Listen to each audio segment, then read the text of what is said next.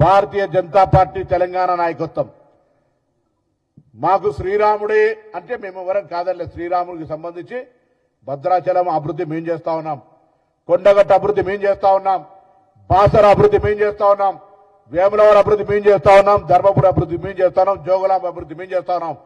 ప్రసాద్ పథకం కింద కేంద్రం నుంచి ఏమైనా నిధులు తీసుకొచ్చినారా ఈ రాష్ట్రాలు వీటికి? భారతీయ జనతా పార్టీ అధికారంలో తెలంగాణ దేవాలయానికి ₹1 తీసుకొచ్చిస్తురా? మీరు మాట్లాడతారు మరి ప్రతి హిందుత్వం తెలంగాణ హిందువులు గమనించండి.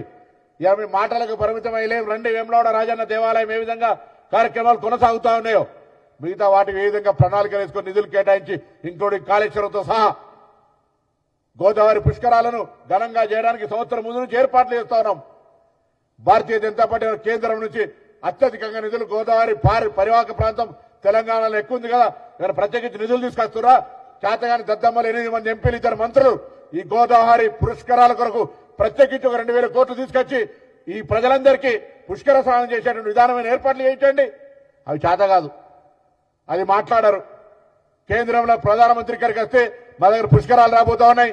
అదే ఉత్తరప్రదేశ్ లో జరిగితే మాత్రం దానికి సంబంధించి కుంభమేళ అన్ని ఏర్పాట్లు చేస్తారు.